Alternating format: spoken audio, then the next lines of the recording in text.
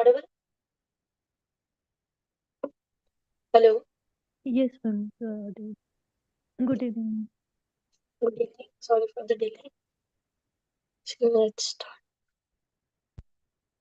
So today we will revise the theory from week 8. So that means differentiability of function. So let's understand what is the need of differentiability of function. Okay. In between, if you guys have any doubts, you can either paste it in the chat or just unmute yourself and you can ask. So first of all, assume that this is our function f. So that means we have some function f whose curve is given with this white line, right?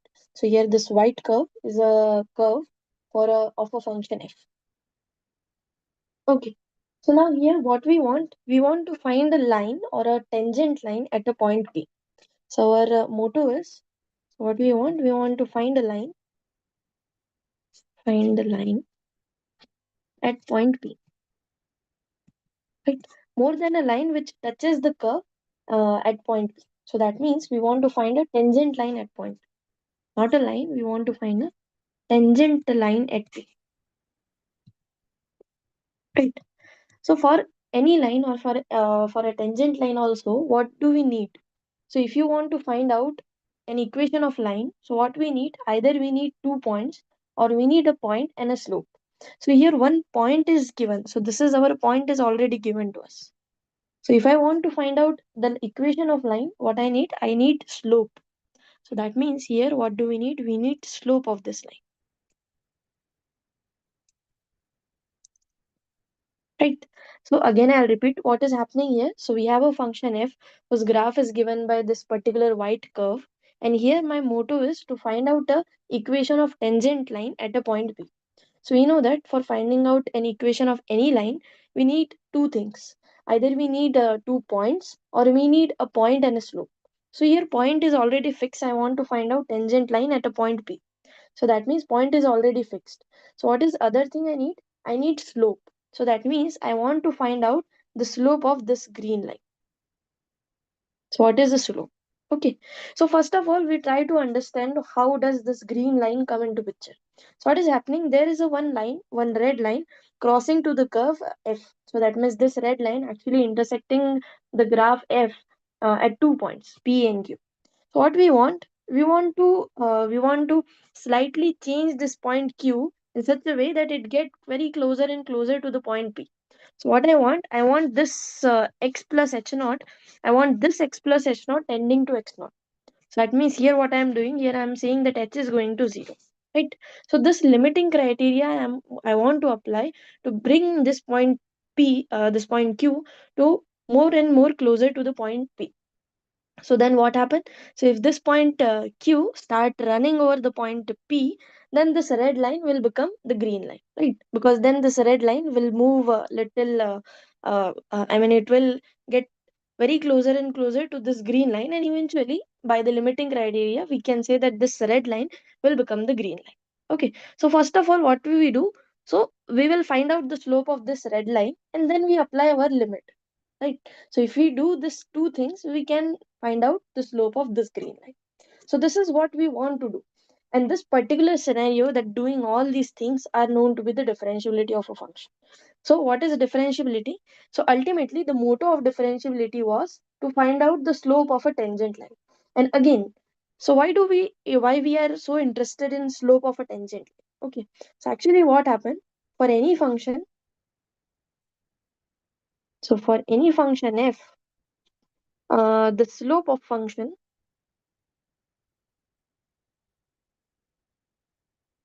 is defined by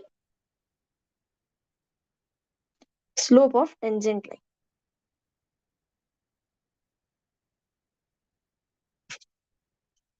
So this is so far I am just giving you motivation about differentiability, how differentiability comes, what is the issue or what is the question we are asking to understand or to define the differentiability. Okay, so what is happening? We want to understand the slope of any function. This is just for brief motivation. Okay, so we'll start our theory after 5 minutes. But let's try to understand what is the question we want to deal with differentiability. So what happened? We have a function f and we want to find out its slope. So what is slope? So slope is nothing but a fancy word to demonstrate the change in y with respect to change in x. So that means we want to understand that if we change in x, if we perturb our the values of x, how does the function value changes? This is the basic question we want to ask. So what happened? So this question got modified into slope. So ultimately, the change in y with respect to change in x is nothing but the slope of a function. And for any function, the slope of that function is related to slope of its tangent line. And what is a tangent line? We know that a line which intersect the curve exactly at one point and which will demonstrate the change and its direction is in the change of the direction of f. So that means uh, if f grows, then we know that how the tangent line actually looks. So ultimately, we associate the change in the function with the change in so that means the slope of a function with the slope of its tangent line.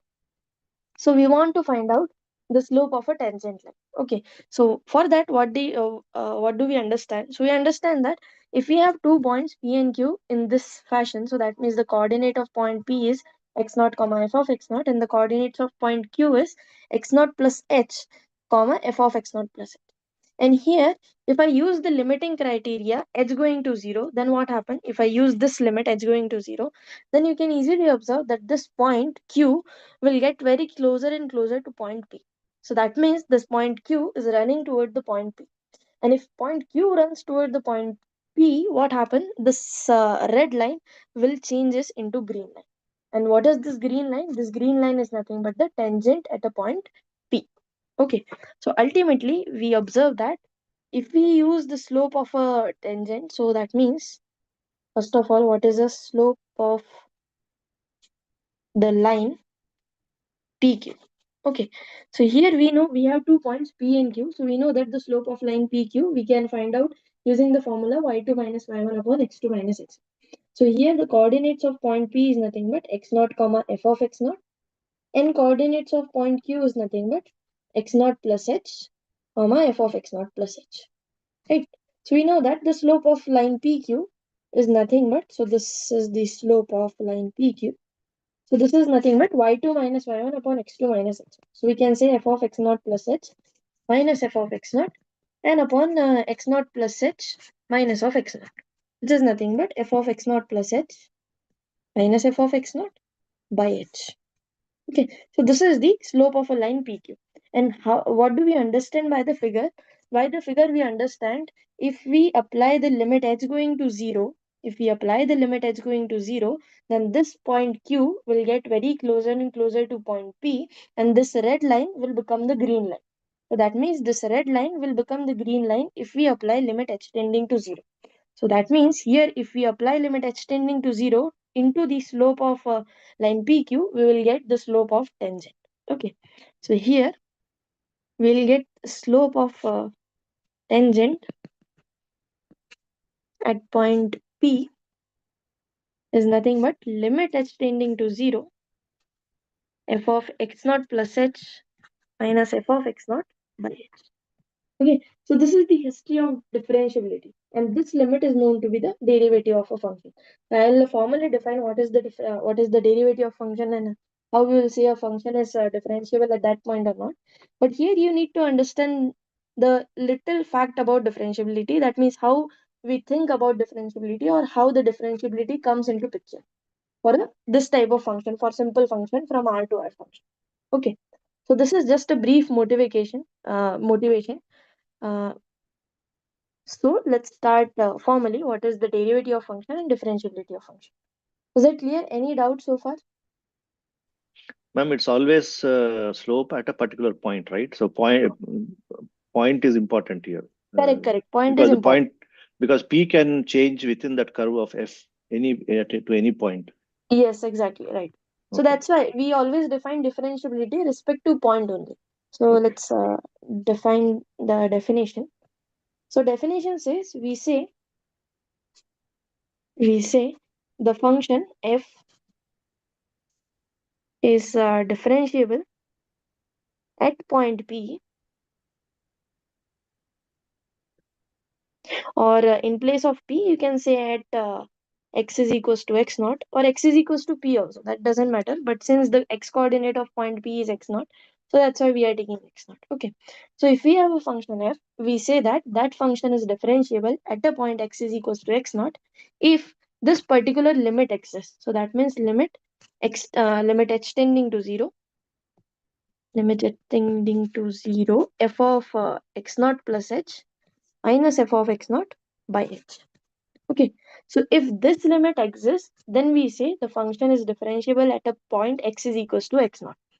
Okay, so if this limit exists. Okay, so what is the meaning of exists? Means it is a finite value. It is a finite real value. That is the meaning of existence of limit. Existence of limit means this limit should converge into a finite number. That number could be anything, 1, 2, 3, 4, anything you can get. Okay, so whatever that number is known to be the derivative of function at that point f of x naught. Okay, so this number is f dash at x naught. So It this is cannot the formula. be, sorry, ma'am. It cannot be infinity and minus infinity, right, ma'am? Yeah, it If you cannot be say infinite. if say real value, that doesn't include infinity and minus infinity. Yeah, Rest and it all, doesn't it mean. can be there. Even zero Right. is also valid, right? Zero is a Yeah, valid. Okay. 0 is a valid value. Okay. Okay, Um, so yes, Ma'am, any doubt? here, yes, I have one doubt. Here we say limit h tends to 0 exists. So that means like we have to prove that limit left limit exists equal right limit exists, and Correct, correct. then we can say it, right? Yeah, correct. Okay. So this Okay. left hand limit of this particular quotient is actually left hand derivative. And the right hand limit of this particular quotient is right hand derivative. So I'll come to that. So, but first of all, understand the definition. So differentiability means existence of a certain limit. And what is that limit? Existence of this particular quotient, f of x naught plus h minus f of x naught by h. And why we consider this particular quotient? Because it is related to the slope of tangent, that's why. Okay, so the motivation behind definition we have seen that we want to find out the slope of a tangent line. So for that slope, we need such kind of quotient. So we say that a function is differentiable at a point if this limit exists. Okay, and as you guys notice, that limit exists means left hand limit should equals to right hand limit, right? So that means this left hand limit should equals to right hand limit. Okay, so let's understand what will be the left hand limit of this particular quotient. So left hand limit means limit h tending to 0 minus of f of x naught plus h minus f of x naught by h. Okay, so here what is happening? We are approaching the point 0 from the left hand side. Okay, so what can I say? Instead of saying limit h tending to 0, I simply say I'll take h to be a positive number and the minus of h going to 0. Right? Or else what you can say, you can simply take in place of h, we can take minus h, and then this limit will be same as. So what we are doing, we want to simplify this left hand limit. So here we are approaching Sir, the point ma'am, one 0. thing Yeah. for the left hand limit, we cannot say that fx minus fx not minus h Yeah, I'm graphically in a coming to way. that. Yeah, I'm coming to that left hand derivative definition. I want to just motivate you how we convert this left hand limit concept. As you guys understand that existence of limit means left hand limit is equals to right hand limit, right? So here what we have to do, we are if we are considering left hand limit, so that means we are approaching the point 0 from left hand side, right? We are approaching the point 0 from left hand side. So instead of h going to The 0 point minus, zero, we have to say x0, madam, actually. no, here I'm talking about limit h going to 0. This limit. X tends to 0. Okay. H tends to 0. Okay. Okay. So that means here this h going to 0 minus here this is the left hand limit, right? I want to convert this left hand limit into simple limit. Simple some limit. Okay, so how we can do that? So in place of saying that h going to 0, I will say that simply that h is a positive number and minus h going to 0. But minus h going to 0 is same as h going to 0. So what I want to do here, I want to replace h by minus h and then h going to 0 minus to simply h going to 0. So here two replacement I want to do. I want to replace h going in place of h. I want to replace h by minus h so that we can approach 0 from left hand side, because whatever integer here we have or whatever real number here, these are the negative real numbers. Okay, and we will take h to be positive. Okay, so here h is positive we are considering, and we are replacing h by minus h, and then this limit h going to 0 minus by simple limit h going to 0. So then what happened? This left hand limit, this is limit h going to 0 minus of f of x naught plus h minus f of x naught by h. This will convert into simple limit h going to 0 of f of x naught minus h minus f of x naught by minus h. Okay, and whatever this is known to be the left hand derivative. Okay, not left hand limit but left hand derivative, because here what we are doing, we are converting this particular left hand limit into a simpler limit, and this quotient is known to be the left hand derivative. Similarly, when we talk about right hand limit, we'll see limit h going to 0 plus, right, of this particular quotient f of x naught plus h minus f of x naught by h. So for converting this right hand limit into a simpler limit, what we will do, we will say h is a positive number and simply h going to 0. So here we are not replacing h by minus h, because here what is happening, we are approaching the point 0 from the right hand side, and over the right hand side all numbers are positive. So that's why here we are simply taking h going to 0 and h is a positive number. While when we talk about left hand limit, we are approaching the point 0 from left hand side, and we know that over the left hand side all numbers are negative. So that's why I replace h by minus h and convert this left hand limit into a simpler limit, and this simpler limit is known to be left hand derivative. Similarly Yeah, here, ma'am, here you convert you what you did was you replaced h by minus h. Why, ma'am? correct, because see here what is happening, in the left hand limit we are approaching the point 0 from negative side, right? So every number will be negative, minus will be there, and that's why I'm taking h is a positive number, so minus h, so whatever number you will take minus h, that will be over your negative side, correct? For example, h is a positive number, so suppose h is a 3, and I'm taking that minus h, so that means I'm taking minus 3, so minus 3 will be always over the left hand side. So that's why in place of h, I replace it with minus h, so that I want to approach 0 from the left hand side. That's why this minus h. Then minus h goes to 0. Is that clear now? Why we Ma'am, it replace should h? be f0 minus f minus h, na? What? Like in the equation when you wrote the last slide. Yeah. So Yeah, I it replace should. h by minus h, Okay. right? This So is the ma'am, it should original be f question. x naught minus f x naught minus h, na? So Because x naught f, minus h is there, na? no ma'am, f x naught minus f x naught minus h. Minus f of x naught by minus h. Yeah, so the same thing, na? If you replace this minus, so that means you are just Yeah. taking minus common. So this is same as this one. That What I limit was saying, ma'am, is h going yeah, to 0. Yeah, yeah, f of x naught minus f of x naught minus h by h. yeah. So here minus h Because is there. ma'am, the value So of f x naught would be greater than f x naught minus h in a way. no, it's not necessary, right? If you take Yeah, decreasing function, then it's not necessary. yeah, So ma'am. That's what I'm both things are generalizing. same, right? You are just Yeah. taking minus common, Okay. right? There is just a minus multiplication. Okay, similarly, if we convert this right hand limit into right hand derivative, so that means we just have to consider simple limit h going to 0 of f of x naught plus h minus f of x naught by h. Okay, so now here this will be your right hand derivative. Okay, so ultimately to sum up all those things, so what we have learned, we say f is differentiable.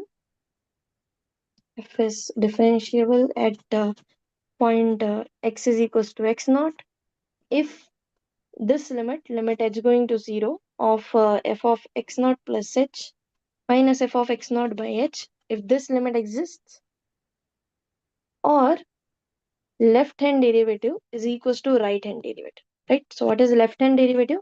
Left hand derivative is limit h going to 0 of f of x naught minus f of x naught minus h by h. This should be equal to limit h going to 0 of f of x naught plus h plus f of x naught by h. Oh, sorry, minus f of x naught by h. Okay, so this is the meaning of differentiability at a point. So differentiability at a point means either this particular limit exists, and by limit existing, we mean right hand limit is equals to left hand limit, but we can convert those left hand limit into right hand limit into left hand derivative and right hand derivative, so that we can just have to take care of simple limits. Now, nor the left hand limit or nor the right hand limit. So these two factors are known to be left hand derivative and right hand derivative. So if a function is differentiable at certain point, so then left hand derivative should be equal to right hand derivative at that particular point. Is that clear now? So, ma'am, Yeah. basically, we are finding it to a change of fx per value of x in a You way. can say that very closer to x. That means if you take very close Very, ma'am. points Very to what? x, very close to this point x naught. Okay. Okay. Okay. Okay, so not in the wide range, but very closer to the point x naught. Yeah, we can say that change of y with per value of x in a way. Yeah, in a way we can say, because yes, if you know mean value theorem, we'll come to that later. Since in our course we don't have, but this is the definition. Okay, so whenever someone asks you what is the meaning of differentiability at a point, so at a point means this particular limit should exist, that's all. Okay, I mean, in so this now case, both LHD and RHD are not same, no? Because are they they will same be here? same at point. If you compute the limit, whatever Oh, limit okay, you will get, then they will be same. okay, okay. Okay, Yeah, so ma'am, could yeah, you please also explain sequence? Like what is sequence? sequence. Sequence. Like in recorded lecture, I have heard that word sequence. uh, Secants. Secant, ma'am. secant, Tan, okay, okay, yes. secant line, okay, okay. Secant will become tan. Uh-huh. Yeah. Mm-hmm. Yeah. So actually Mm. what is happening, this line, this red line is here, na? That line is secant line. This line is secant line. Okay. Secant line means any line which intersecting the graph at 2 points. Okay, that line is known to be secant line. If a line intersecting any graph exactly at 1 point, then that line is known to be tangent line. Okay, so there is these two difference between secant line and tangent line. Secant line means just intersecting a graph at 2 points, and tangent line means intersecting a graph at single point, 1 point. Okay, that is tangent line and secant line. Yeah, makes sense. Thank you, ma'am. Okay. So this is the meaning Ma'am, of can you differentiability. explain this secant and tangent like in a graph, like the application of it? Like before that, what did you the main thing? Yeah, so secant line is nothing, just any line. So suppose you have any graph. So suppose something like this graph you have. And if I draw this line, then this is a secant line because it is intersecting at 2 points. That's all. So it's just a fancy name to say a line is intersecting at 2 points. But a tangent line has specific properties. What are those properties? First thing is it intersects the graph exactly at 1 point. And the second property is the slope of tangent line will denote us the change of graph. So that means if the graph is growing over some direction, what will be the rate of change of that graph? That is denoted by slope of a tangent line. Okay, so tangent line holds much property than a secant line because secant line is just a line intersecting a graph at 2 points. That's all. It doesn't give us any information about the graph or about the function. But if you come to the tangent line is a line which intersects the graph exactly at 1 point, and its slope and the slope of tangent line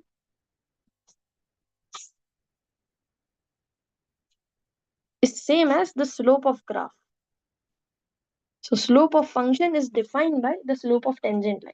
So it means the tangent line will give us some sort of information that over what rate of change our function is growing. Okay, so that's why we are so interested to find out the slope of tangent line, and that's why we define differentiability in this manner. Okay, so I hope that is clear. Now here one remark is, so if f is differentiable at point x is equals to x naught, you can imply f is also continuous. F is also continuous at x is equals to x naught. So that means differentiability implies continuity, but the converse is not true. Okay, so this is a very well-known result that differentiability at x naught will imply continuity at x naught. right? But the converse is not true. So we'll prove this, and also we'll see an example where why the converse is not true. Okay. So first of all, how can we show this one? That differentiability implies continuity. So suppose f is a differentiable function at point x0. Suppose f is differentiable at x is equals to x0. So what does this mean? This means that this limit h going to 0 of f of x0 plus h minus f of x0 by h, this limit exists. Okay, so what do we understand by continuity? So continuity means that limit x going to x0 of f of x, this should be equal to f of x, right? This is the meaning of continuity, and this is the claim for us, right? Because we want to say that if a function is differentiable at a point, then it will be continuous at that particular point. Okay, so now what will happen? So this is a proof. If you want, this is just for your understanding that how we can prove a certain result. Okay, so here what we will do, so first of all we'll change this limit into limit extending to x. Okay, so for that what we can do, we can simply take, so let's take Ma'am, x is equals to, the continuity result, that is limit extend to x naught, fx is equal to fx naught. How does you came on so that? this is our claim, this is I want to prove. Okay, But so how it is that actually? this is the definition of continuity, right? Okay. Continuity means limit exists and it should equals to the value of function. But why, ma'am? This is that. Can you explain graphically here? This Because see, in the last lecture we have talked about continuity. So continuity is what? So that means a function is approaching a point and the function value should be there. So suppose this is a continuous graph. So that means if at a point x naught, if you want to approach this point, the where the graph value is going, that value is attained by the function. So that means whenever at whatever point the graph is approaching, the function value is also present there. For example, if I consider this graph, so suppose here at 0 the function value is 1. Okay, but if you approach the point 0, the graph is approaching the value 0, but the function value is 1. So this graph is not continuous. So continuity means whenever the function value is approaching, wherever the function is approaching, the function value should be presented there. So this is the meaning of continuity. Okay. If you want to understand, you can just watch the previous lecture too. So now here, first of all, what we will do, we will convert this limit h going to 0 into limit x going to x0, because this is our claim. We want to show that f is continuous at point x0 means we want to show this limit exists and this value is nothing but f of x0. Okay, so for that what I'll do, I'll replace x by x0 plus h. I'll say that x is nothing but x0 plus h. Then what happens? Then as h goes to 0, we can simply say x goes to x0, right? Because here h is going to 0, so x will approach to x0. So this will implies limit h tending to 0 of f of x0 plus h minus f of x0 by h. This is same as limit x going to x0. I replace x0 plus h by f of x, and minus f of x0 will be as it is. And in place of h, so since x is equals to x0 plus h, I can say that h is nothing but x minus x0. So here I'll get x minus x0. Okay, so this is also a very interesting result about differentiability. So for checking differentiability, you can use either of the limit. Either you can use this limit to show that f is differentiable at a point x0, or you can use this limit to show that f is differentiable at a point x is equals to x0. Both will give you the same result. Okay, But is there most of any? the time we use the left hand thing. Yeah, most of the time we uses this particular limit, this one. This Why, is ma'am? more applicable. Because it's easy to find out f of x naught plus h minus f of, I mean, this relates to left hand derivative and right hand derivative. So the one reason is this, that we can directly relate left hand derivative and right hand derivative. But whenever you want to use some result or prove some result, for example here, because then we need this limit x going to x naught. And also it's easier to is easier to compute the limit at going to 0 in place of going to at certain point, right? Okay, so now we have this condition. And Now for the here, right hand side, this thing fx minus fx naught. hmm, Yes, ma'am. Here we can find through LHD and RHD both. yeah, here Or- also you can find it doesn't affect, but again, in you have to change the limit accordingly. Okay. Okay, I think it's more Now, of LSD yeah, here. maybe. So let's see. So here, what do you want to prove? So our claim is continuity. So that means we want to show limit extending to x naught of f of x is equals to f of x naught. Or simply I can say I want to show limit extending to x naught of f of x minus f of x naught is equals to 0. Okay, both things are similar. There is no difference. We are just applying limit extending to x naught over this thing or this thing, both are same. So here observe that limit extending to x naught, this particular thing f of x minus f of x naught, we can relate this with differentiability. How? We'll just multiply and divide by x minus x naught. Okay, so f of x minus f of x naught is there. So I'll divide by x minus x naught and multiply by quotient x minus x naught. Now here, if you distribute the limit, you will get that this is nothing but the derivative f dash at x naught into limit extending to x naught of x minus Why x. did you make it 0, fx minus fx naught? How? I didn't make it 0. This will Is become equal to f 0. dash at x naught.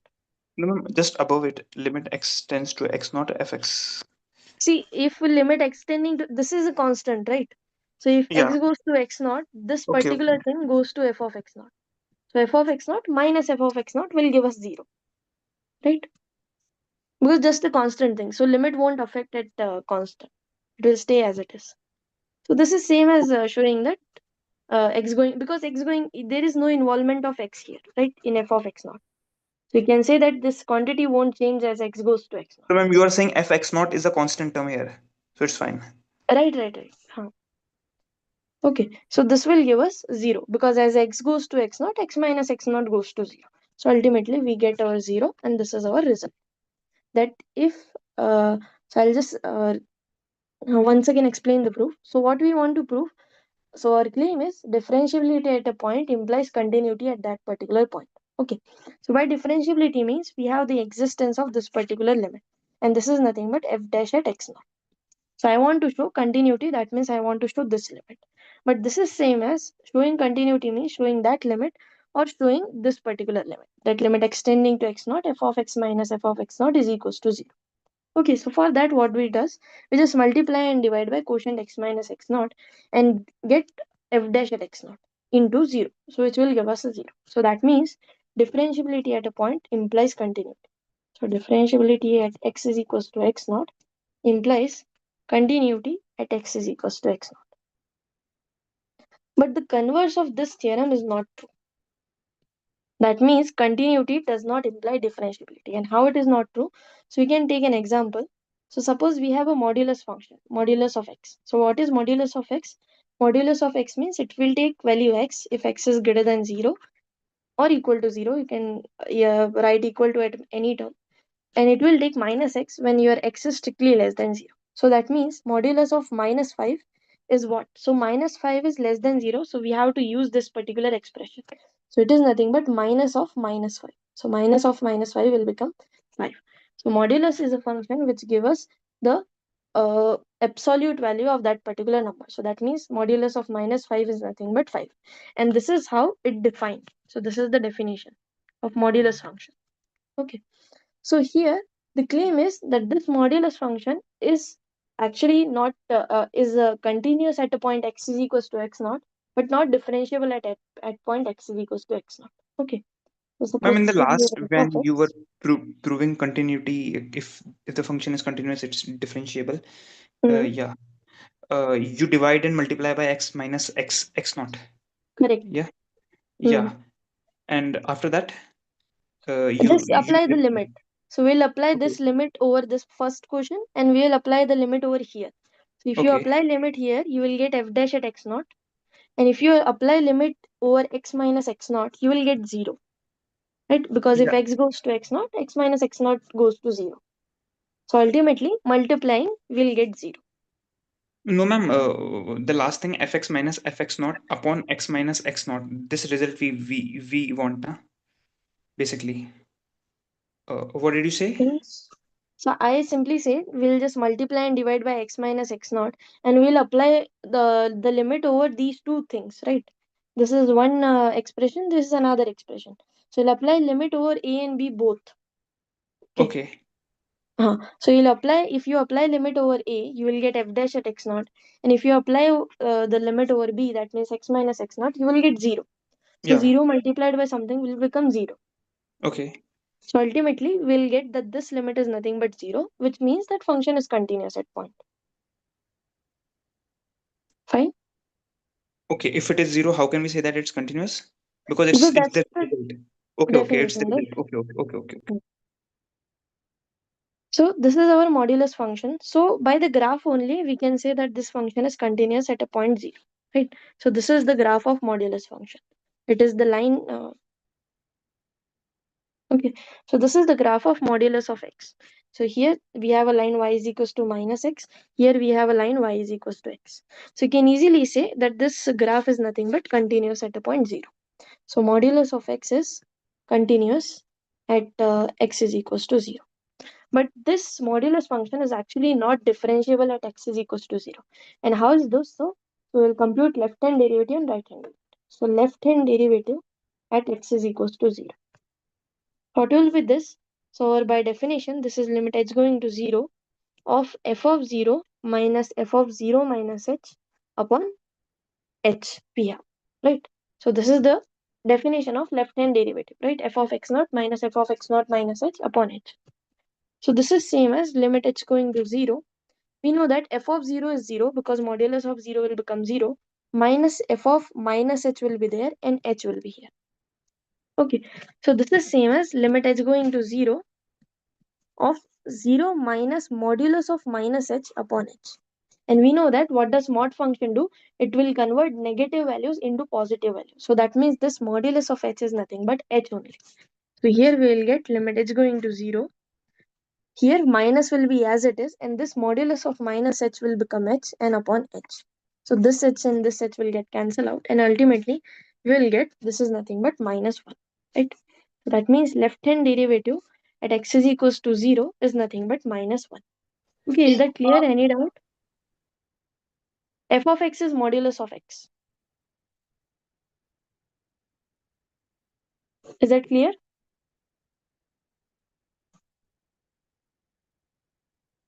Yes, ma'am. Okay.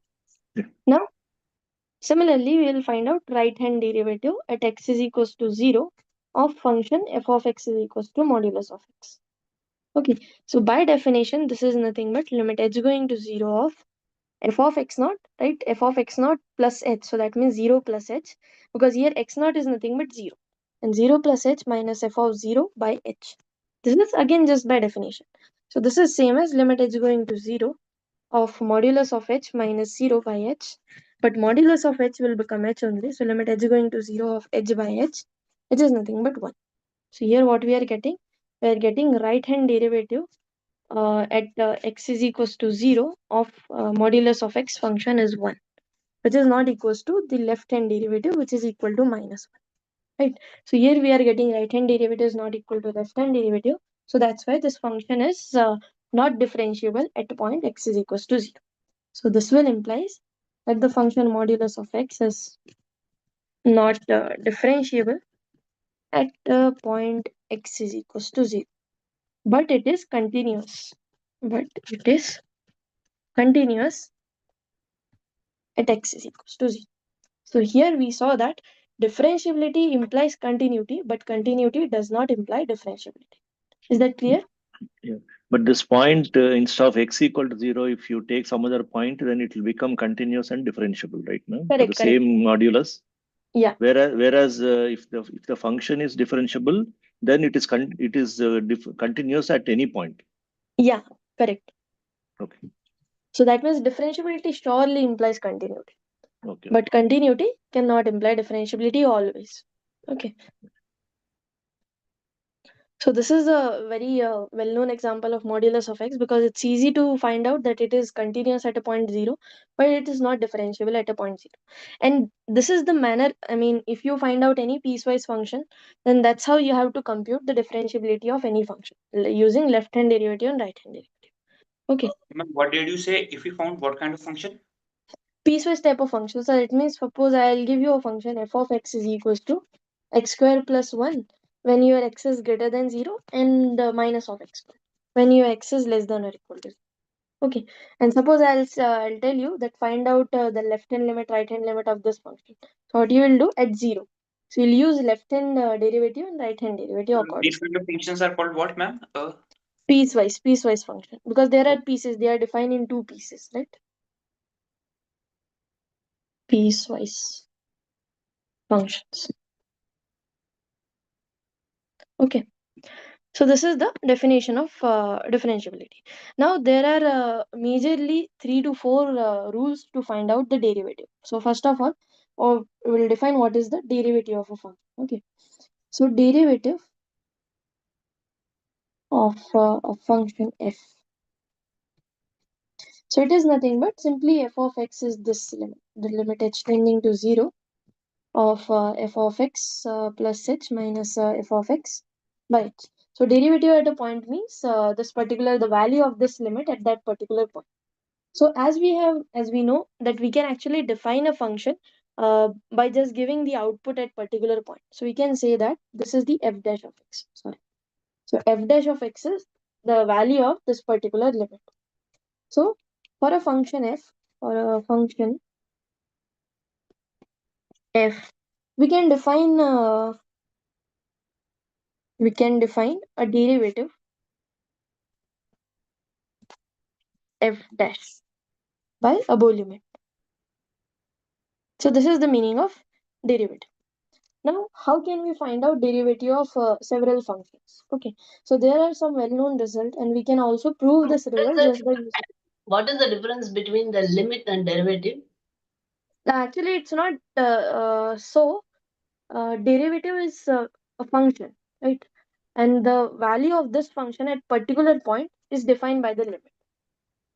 So we know that for a function, we need to consider the outputs. What will be the output of at particular point, right? So the output of this particular function is given by the limit. So that means you are defining f dash be a function from any set to another set, where f dash at point x naught is given by this limit. Limit h going to 0 of f of x naught plus h. Sorry, f of x naught plus h minus f of x naught by h. And This this is derivative. function, yeah, this function is derivative. So But it means ultimately we can say that derivative is also a function. but in all these things, we are just substituting that value in the function.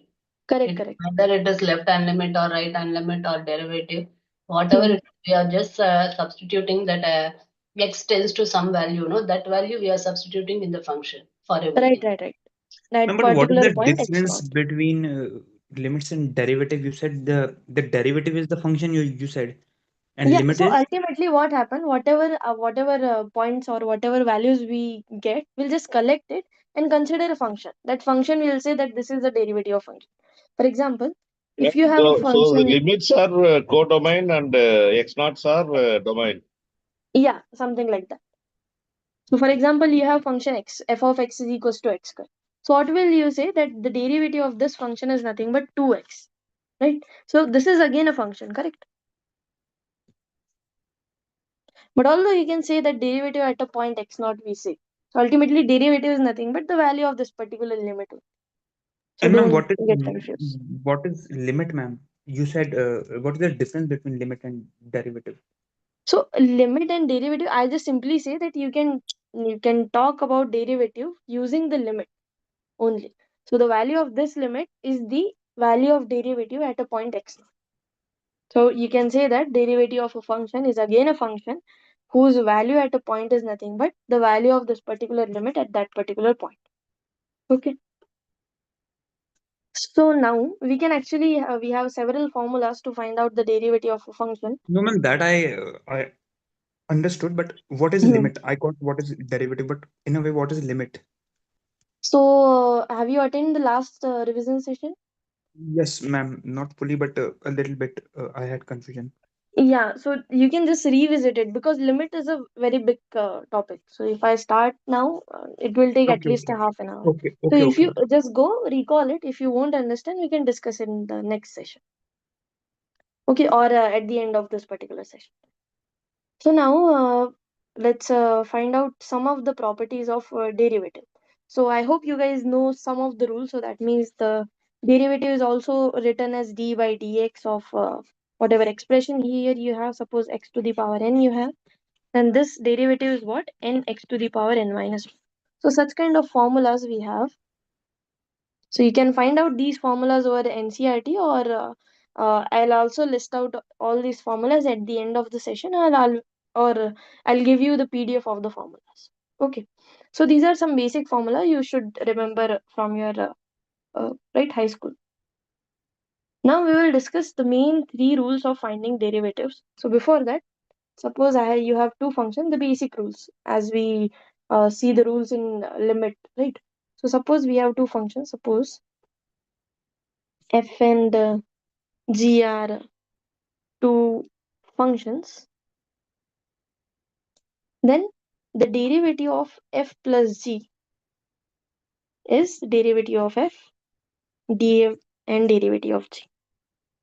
Okay, so derivatives can be denoted using several notations. So you can say that f dash, this is also a notation for saying first derivative.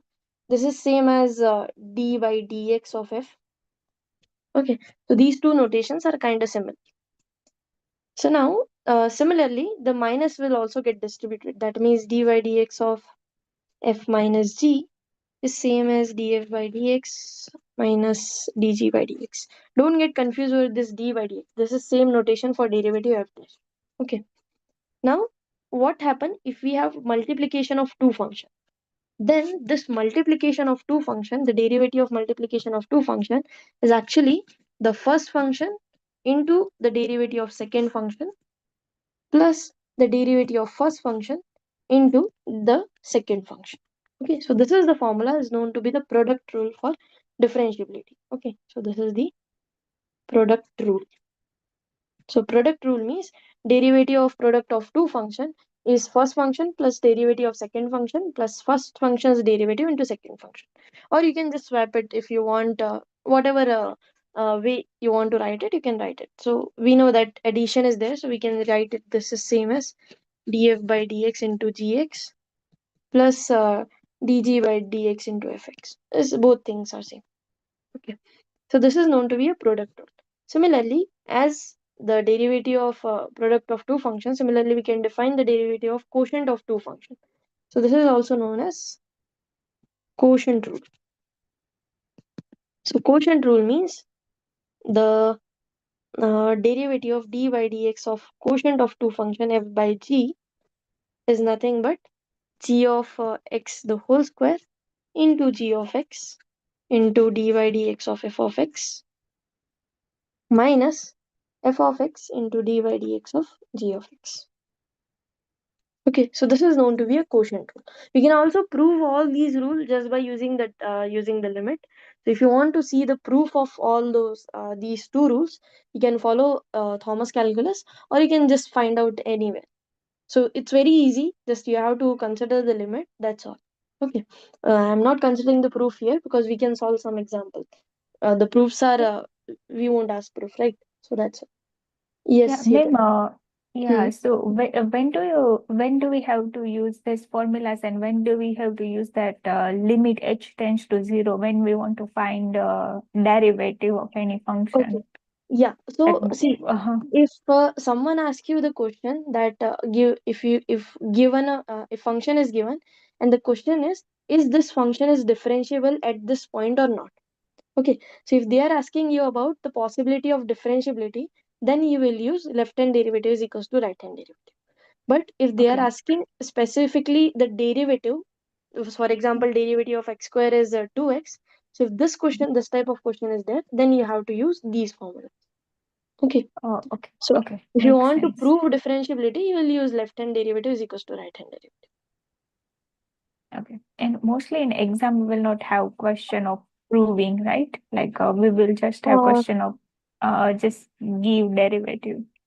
yeah, but they can ask you in MCQ. So suppose a question is given to you, f of x is equals to some function. Suppose modulus of x is there, and they can ask is this function is differentiable at 0 or not, right? So Okay. you Yeah, may makes sense. need this definition, right? Yeah. Okay. Thank you. Yeah. Sir, about So, the yeah. last thing, what did you say? if they ask if it is differentiable at 0 or not, then what? Then you have to use left hand derivative, right hand derivative, that definition. Okay. Okay, and if you want to find the derivative, you can use these rules because we know some simple formulas. Using simple formulas and these rules, you can find the derivative. Okay, now there is one important rule about derivative is chain rule. Okay, so chain rule means we know composition of two function. How to find out composition of two functions. That means composition of g composite f of x is we are applying f over g of x. Okay, so if you want to find out derivative of composition of two function, how we can find out? It says that derivative of composition of two function f composite g of x is actually derivative of function f at point g of x into derivative of g of x. Okay, so I'll take example over this particular rule. So, but first of all, understand what we are doing. So, w- we are finding derivative of f and putting in place of x, we are putting g of x. Okay, so we'll find derivative of f and in place of x, we will substitute g of x and then we will multiply it by derivative of g of x. So, this is the derivative of composition of two functions and it's known to be chain rule. Okay, so majorly these are the three rules. First is the product rule. Product rule means how we can get the derivative of product of two function. Second is the quotient rule and third one is the chain rule. Okay. Now suppose I'll give you an example. So find the derivative of f of x is equals to e to the power x square. Okay. So suppose this is our function and we want to find out f dash of x for this function. So how we'll proceed? So we know that this is not a simple function. What do we know? So we know two things that derivative of dy dx of x square, we know this is nothing but 2x, and we know that derivative of e to the power x is simply simply e to the power x. Okay, these two things we know because these are some simple function and we know what will be the derivative of these two functions. So now how can we use this particular knowledge and the above rules to find out derivative of this function? Okay, so here f of x is what? So it is e to the power x square. Okay, so if I consider one or two functions, suppose I'll consider first function f1 of x to be e to the power x and second function f2 of x to be x square. Then what is happening here? So you can understand that if I find out f1 composition f2 of x, then what is this? This is f1 of f2 of x. Okay. So for timing, just listen what I'm doing, right? And then I'll give you a short trick to find out the chain rule, how to apply the chain rule also. Okay.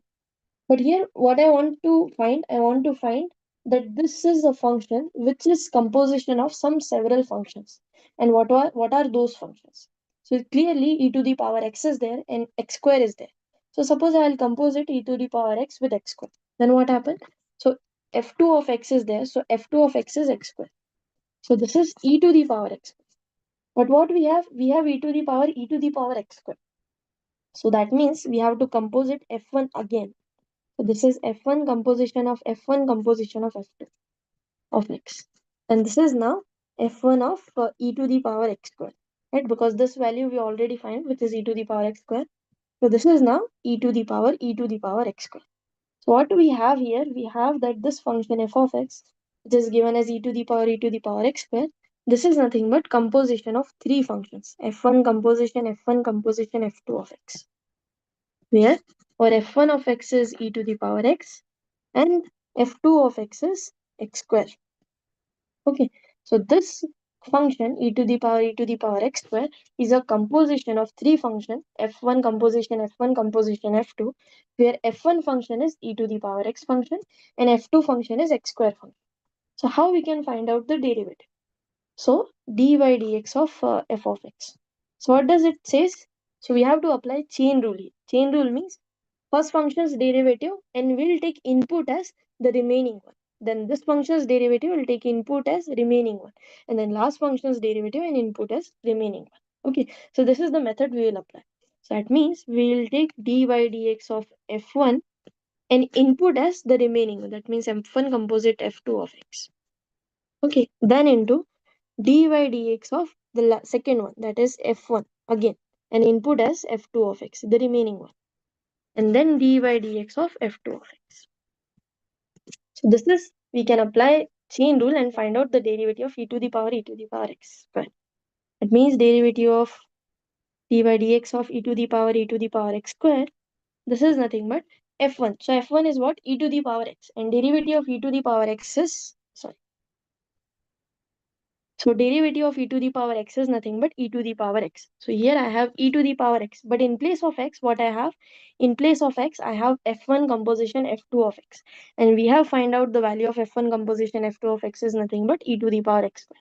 So here I'll get e to the power x square into the second one, again the derivative of f1, but input as f2. So that means e to the power x square. And last one we have 2x, derivative of f2, which is 2x. So ultimately, what do we get? We get that the derivative of dy dx of e to the power x square is the derivative e to the power x square into e to the power x square into 2x. Okay, and this is by chain rule, right? But here I have some kind of figure it out that okay, only two functions are involved, and those two functions are nothing but e to the power x and into x square. But we don't need to do all these procedure every time. We can just look the expression of function and find out the derivative using chain rule. Okay, so this is how you can practice to finding the derivative. So suppose this type of function is there, e to the power x square is there. Okay, so what do we do? First of all, we'll take this as something else. So that means you will assume that this is a function of x only. That means here we'll take that this is nothing but e to the power t something. Okay, well this is your t. Now this is some short method you can say. So first of all, find out the derivative of e to the power t. What is the derivative of e to the power t? It is e to the power t itself. Okay, then we'll look at t. So what is t here? T is e to the power x square. Now again, we don't know what is the derivative of e to the power x square. We know derivative of e to the power x, but we don't know derivative of e to the power x square. So what I'll do, I'll again assume this to be something u. And now find out the derivative of e to the power u. This is same as e to the power u only. Okay, so that means we have e to the power t into e to the power u. Now we'll look at u. So what is u? U is x square. Now I'll find the derivative of u dash, which is 2x. So here we'll have 2x. That means e to the power x square, because t is that, into e to the power x square into 2x. So that's how you can apply chain rule. So it's just about the practice. So that means you need to understand which is the outer function. First, find out the derivative of outer function, substitute the inner function as input, then find out the derivative of inner function, substitute the input, and so on. Go like that. Okay. So is that clear? Any doubt? Am I moving too fast? We can slow it down. Okay, fine. Because these stuff you have done in your 12th, if I'm not wrong. Okay, so these are the three rules we have. What else we have in derivative differentiability?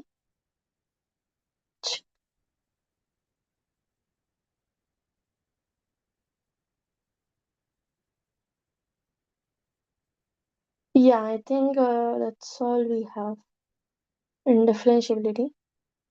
Ma'am, I have some doubt in limits particularly. So when you will take next class, I'll take more of a revision and then I'll ask you. You will be The taking next class revision session. Yeah, next revision session I'll take. which day it would be, ma'am? Same Saturday, next Saturday. So you take only on Saturdays. Yeah. Also, Kashish, you can just stay back for 10 to 15 minutes. We'll discuss limit now. Okay. Because then you have to wait for a week, right?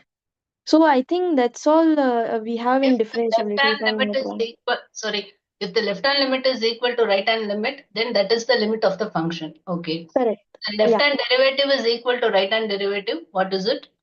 That is the derivative of a function. Oh. Okay. In That derivative is, also, we are going to substitute that value in the function and check. Yeah. Okay. see, left hand derivative is equal to right hand derivative. That means that it is differentiable at that point. The Yeah. And function is whatever value you will differentiable. get, that is the derivative. Okay.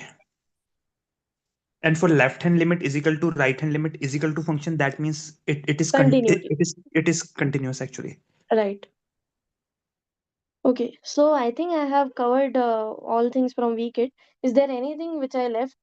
No, Because that I have. Hospital rule and that approximation of line or something. Okay, yeah, linear approximation. Yeah, thank you. And L hospital Real rule is. hospital. Mhm. So L'Hopital rule says if you want to find out the limit of some quotient, that is limit extending to some point C of f of x upon g of x. Okay, so this is the limit we want to find out. But here, if we have two types of scenarios, so what are two scenarios? So if this function f of x is going to 0 and the function g of x, both functions are going to 0, then we can say that this limit, that limit extending to C of f of x upon g of x, this is same as the limit extending to C of f dash of x upon g dash of x. Okay, so that means whenever you have 0 by 0 form in your limit, so that means f of x going to 0 and g of x going to 0, then this particular limit you can calculate by derivating the numerator and denominator and then finding out the limit. Because what happen if we have polynomials, then we can differentiate those polynomials and get lesser degree polynomial, right? So differentiability can some kind of solve the nature of function.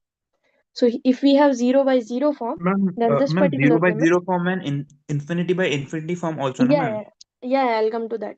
So it means if we have 0 by 0 form or infinity by infinity form, both time you can apply. But like going to infinity and g of x going to infinity. So if you have these two forms, 0 by 0 form and infinity by infinity form, we can say that the limit of quotient is nothing but same as the limit of derivative. Okay, so we can take an example of L'Hospital rules. So suppose you want to find out limit x going to 0 of sine x upon x. Okay, so what will be this limit? So here we know that if x goes to 0, sine x goes to sine 0, right? Because sine is a continuous function. So by limit, we know that sine x goes to sine 0, but sine 0 is 0. So here what we have 0 by 0 form. So that means we can apply L'Hopital rule. So by L'Hopital rule, this is same as limit x going to 0 of derivative of sine x. So derivative of sine x is nothing but cos x and derivative of x is nothing but 1. So this limit is same as limit x going to 0 of cos x. But again, we know that since cos is a continuous function, the limit x going to 0 of cos x is nothing but cos 0.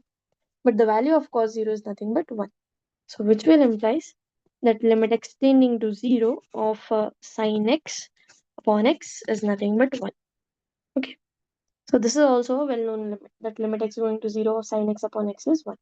So whenever you will find out 0 by 0 form or infinity by infinity form, you can just apply L'Hopital rule, simplify the function, and you can get the limit. Is 1 is the limit of the function or it is the derivative of the function? No, 1 is the limit of this function, sin x by x. Okay, so here this result says that limit will be same as the limit of derivatives.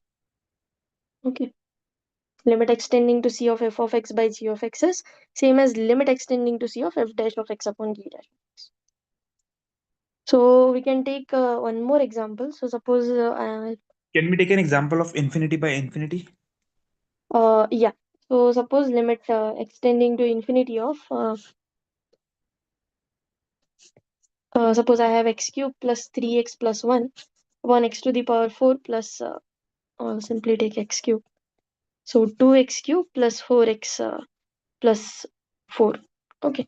So here we know that both are polynomials. So it's a simple example because I don't have a complex example now. So this also goes to infinity and this also goes to infinity. So we have here infinity by infinity form. So there are two ways to solve this question. One thing, we can just pull out the largest power of x, or we can use L'Hopital rule. Both methods works. Okay. So suppose we'll use L'Hopital rules. Then what does it say? That this limit is same as, so that means limit extending to infinity of x cube plus 3x plus 1 by 2x cube plus 4x plus 4.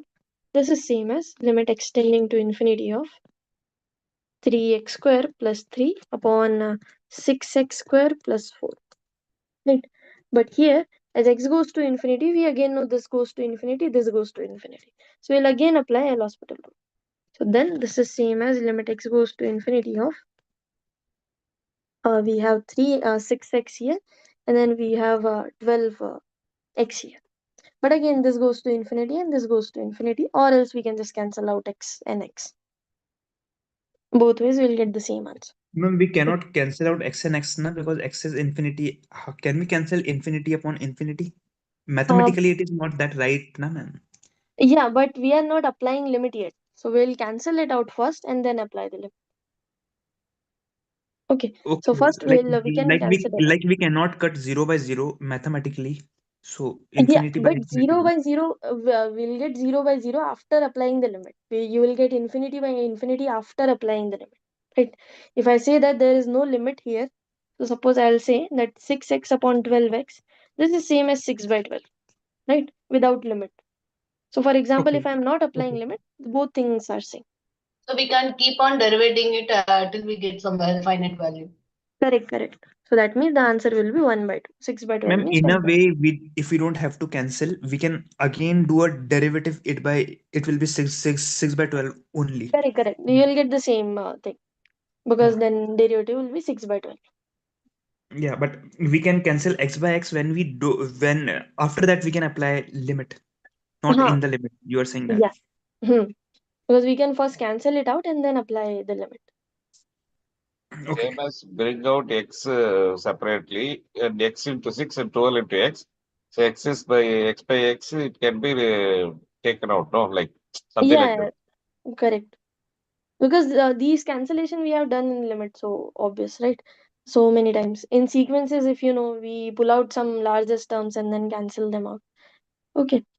So this is the L'Hospital rules means you have to repeatedly use the derivative to come to reach a certain points where you can find out a finite limit, right? Where you don't have again 0 by 0 form or infinity by infinity. Yes, Yeah, ma'am. suppose we have function like limit x tends to infinitive e raised to x, then it's just infinitive, not infinitive Yeah. by infinitive. Then can we apply L'Hopital No, rule here? no. Here you cannot apply because this is the value of infinity. So e to the power x actually goes to infinity as x goes to infinity. So here you cannot apply because you don't have 0 by 0 form or infinity by. Even though here the derivative e to the power x's derivative is e to the power x itself. So it doesn't make sense here. So actually, Okay. you need a denominator also in the Correct. You infinity. need 0 by 0 Okay. form or infinity by. Okay. Both So here also, things you need. like we are not getting any value, right? Like if we differentiate it, then it would be e raised to x, and then it will be always infinitive. Correct. Yeah. So then it's not differentiable. Then we can say it this No, function. no. So it's not mean that it does not differentiate. It simply means that as x goes to infinity, this function also approaches to infinity. So that means whatever larger value you'll take as x, the output will be as much larger, right?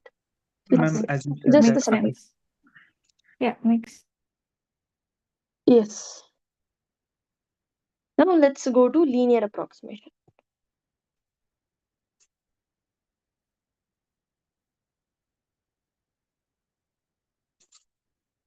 So what does linear approximation means? So here motive is to approximate the value of function near to some given function. So for example, if I give you a function and suppose you have all knowledge of function up to certain point A, right? So up to this point A, I know the behavior of function, I know the continuity or continuity at point A, I know the differentiability at point A, and all those things I know. So that means I know f of A, right? We know f dash of A also. Okay, so using these two quantities, I want to approximate the value of function near the point A. Approximate means I want to find out the value of function at point x, which is very closer to point A. Okay, so that means we want to find out f of x, where x is very closer to A, very close to the point A. So you can say that we want to approximate value. Approximate means we want to guess the value of function at a point x, which is very close to a point A. Okay, and what is a point A? Point A is a point where we know the value of function f of A and the derivative of function f dash of A. Okay, so what we can do? Okay, we can say that since we just have to make a guess, so we can say that okay, this function may behave like a straight line. Okay, so suppose that this function is behaving like a straight line. From A to X. Correct, from A to X. Okay, so because ultimately what we want to make a guess of a function near to a known point. Okay, guess the value of function near to a known point. So what we can say that okay, it is possible that this function is simply just taking the straight line path between these 2 points A and X. Okay, so what will be the value of function then? So our value of function means here f of x we want to find out, right? So if you want to find out the equation of this straight line, again we'll just use our uh, uh, knowledge of straight line, right? So for finding the value of a straight line between 2 points, uh, either you can take f of a comma f of a and x comma f of x, but f of x is not known, so we'll take the help of f dash of a. So we'll say that f is like a straight line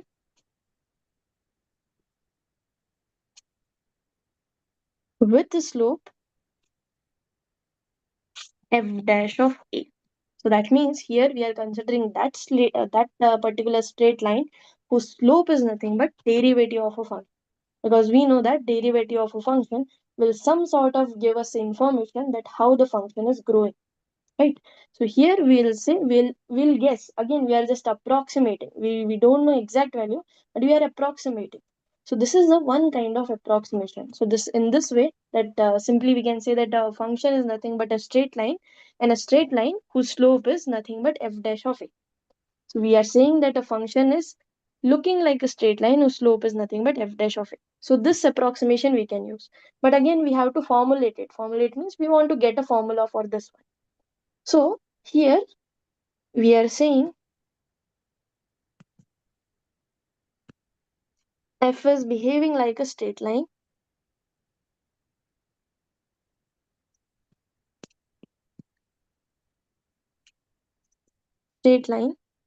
passes through the point a comma f of a. Why we are taking this point? Because we know the value of f of a. Okay, with slope f dash of a.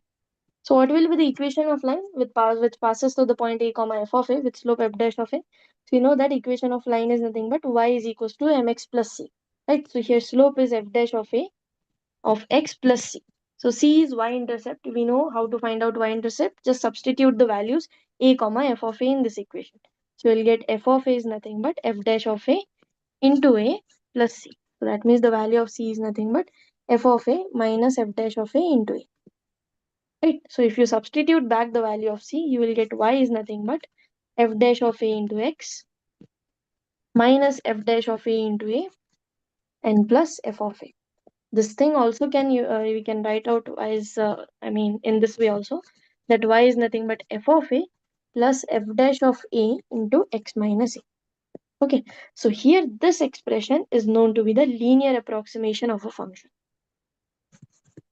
L of x, they denote this particular The function by second last, L of x. the second How last. do you get the 2 lines above? Madam, can you See, start we with know that. okay, madam, can you start from that? Here we are saying from there. Can you explain again, ma'am? Yeah, so let's start it again. So what we want, our motive is to approximate a function near to a point A, where A is a point where we know the value of f of A and f dash of A. Approximation means we want to F guess the value of function. dash of A is basically the slope at that instance, Correct. F dash and of A means derivative. we presume that maybe that small x minus a, there also the same slope in the same direction the function is moving. Yeah, so we are assuming that the function is nothing but behaving like a straight line near to the point A. Yeah, same So tangent line. yeah, same Whatever tangent line. tangent is there on point A, the same That tangent is line is being extended up to x. the point X. Yeah. So So slope again we we don't know. so slope we are taking f dash of A only. So that we Point only can is required now. Point will be your x comma f A of comma f of A. This f is of your a, point. madam. Why we should consider a f of? It is nearer, no? It will be x plus a, no? Or No, rather, x point, minus a. x coordinate and y coordinate of point. So x coordinate will be A No, and y coordinate will be f of A. in the graph you have shown, can you show me that graph of?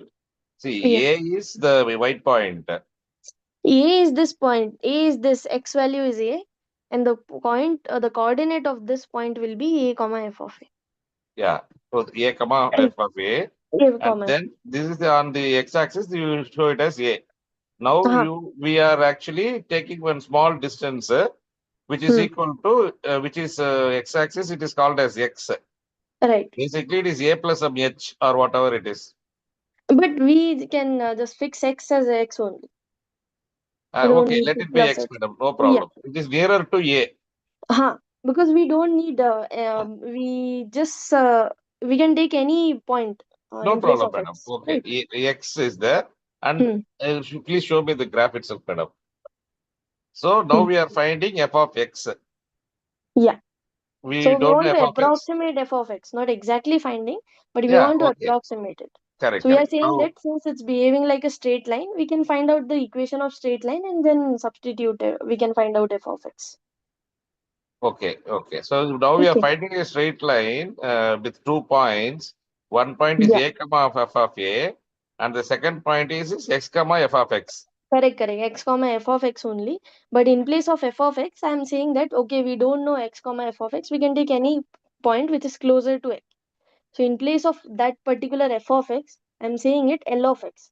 So this is approximation. Approximation won't give us the exact value of function at that particular point, right? Okay. Notation So, wise, we are changing f of x as L of x. That's L all. of x. Yeah. So we are finding one point which is x comma f L of x. Yeah. X comma L of x. Okay, madam. Proceed, madam. Okay. So ultimately, what we are saying that it is possible that our function at very closer to A will behave like this particular line. No, madam. Yes. Now I got 2 points. Now 2-point formula I have to use. 2 point. You can use slope formula, right? We have slope. Okay, Slope slope point is formula there. we can use. Slope point, where is that? F dash of a. Yeah. Slope So is this f is dash the of a. slope Okay. intercept point formula we can use. Slope is f Mx dash plus of c. A. So f dash plus c. So here c is unknown to us. So we Yes. want to find out the value of c2. But what we know that the line is passing through this point a comma f of A. So I just substitute in place of y, I substitute f of A. In place of A, I substitute small a. Right? Because this line is also touching the point a comma f of A. Correct? Because that's the information we are using. That is a line passing through the point a comma f of A with slope f dash of A. So by Okay. slope So intercept the formula, distance between the a and x you are considering almost 0. yeah, almost zero, very And you negligible. change that a to x to a. No, I'm just substituting that since this line starts with this line, this straight line starting from the point a comma f of A, correct? So that Yeah, means this starting point point is is, okay. so this point will satisfy the equation of line. Oh, f of a. Okay, f of a you are Yeah. finding. Okay. So f of A is equals to f dash of A into A plus C, so that I can Yes. find out the value of C. Okay, madam. So that means the value of C is nothing but f of A minus f dash of A into A. I just take this f dash of A over the left hand side. Correct. So we got the value of C. I just substituted back the value of C so In the that I first can get a equation. formula, right, with Okay. all known quantities. So here, this is our formula of L of x. So we can say that our function may look like a straight line. Sorry for the interruption. Yeah. Please explain that line which is above this red box. This one, we Yes. just substituted the value of C in our given, in our required equation of line. So Y this is equal to y mx plus as c. it is, f dash of x. Okay. The C is this, f of A minus f dash of A into A. Okay. And you have taken the f dash of A as a common one. Okay. Okay. So this is an approximation. Again, this is not the exact value. It's an approximation of a function. That means a certain guessing.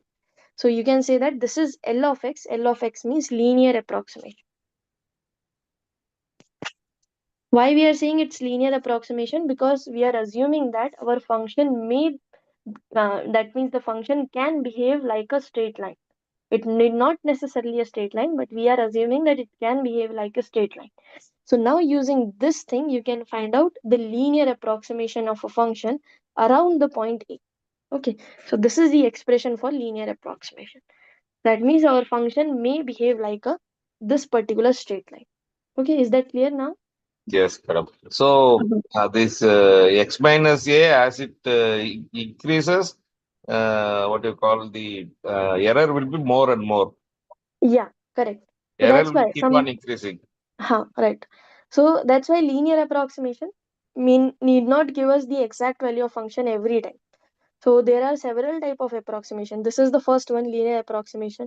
There are quadratic approximation, biquadratic. I mean, there are several powers of approximation are present.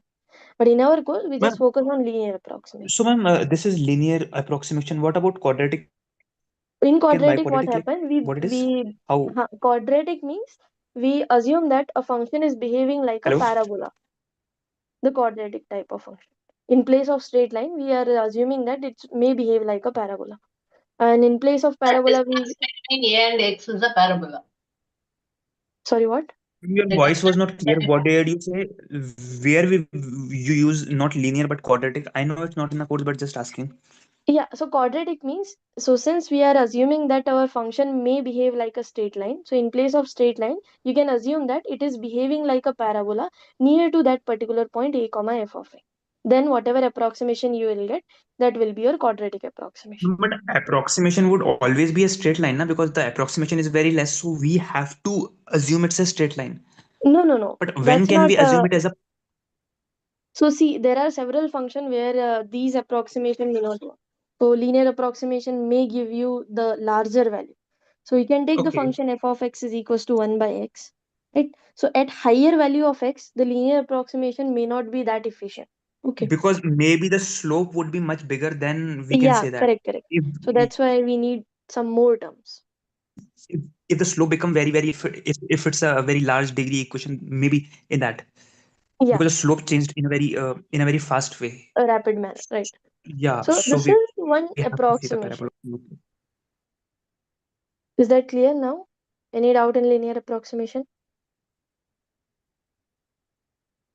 So ultimately, linear approximation is one kind of guessing of a function near a given point. Okay. So for example, I'll ask you one question. So suppose f of x is equals to under the root of x. Okay.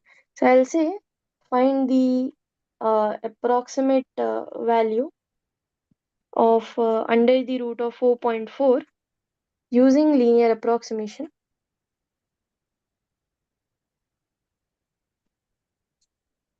Actually, Around 4.4 is a very big number, madam. 10% more than the a point.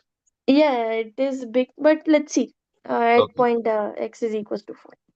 Okay, so what we will do, we'll first find out what is L of x for this function f of x. So L of x is f of a plus f dash of a into x minus a. This is the formula we have just find out how this L of x come into picture. Okay, so now here a is what? A is here 4, x is equals to 4. So this is same as under the root of 4 plus f dash of a you want to find out. So f of x is what? X to the power 1 by 2. Sorry, I have written f dash. F of x is x to the power 1 by 2. That means f dash of x will become 1 by 2, x to the power minus 1 by 2. Right? So this is same as plus 1 by 2 into under the root of 4. Correct? And this is nothing but x minus a. So here this will be your point x now. So whatever value you want to approximate, that value you can take as x as your x, and around what point you want to approximate, that point you can take it as x is equals to a. So here you will get 4.4 minus 4. Okay, so this value will be 2 plus 1 by 4 into 0.4. Right, so this will be equal to 2 plus 4 by 4 into 10. So this you can say 2.1. So it says that if you approximate this function as linear, if you consider the linear approximation of this particular function root x, the approximate value of root 4.4 will be 2.1. Okay, so this is the meaning of linear approximation. It will give you the approximate value of function at certain point very closer to the point A. Okay, is that clear now? Yes. So this 2.09, we will get 2.09 other things. Actually, 8 by now approximate is to 2.1. yeah. But in the exam, if it comes like you will have a range, madam, or you have to give exactly Uh-huh. 2.1, or I can give 2.09. You can also give 2.09. They will give you the range of at least an integer. Okay. Okay. So that's the kind of questions As that you can said, come. like for the limits, I have to Mhm. like there are some doubts regarding limits. You said I have to wait for again 1 week for that. So you were saying something for that. Yeah, just stay for 5 to 10 minutes. After completing, I have one more point related to linear approximation, that is equation of tangent. We'll discuss Okay. equation of tangent and then we can discuss the Okay, limit. ma'am. Okay. Okay, ma'am. So, suppose you have a function, suppose f is a function, f is given to us, then equation of tangent at point a comma f of a is given by this expression, that f of a plus f dash of a into x minus a. So this is the formula for finding out the equation of tangent. And how it comes? So it's same as the linear approximation. Because again, what is a linear approximation? It's nothing but simple as equation of tangent. So ultimately we are just taking equation of tangent as our linear approximation. Okay. So if you want to find out equation of tangent of any function at a point a comma f of a, you just need to find out the equation of this line. This f of a plus f dash of a into x minus a.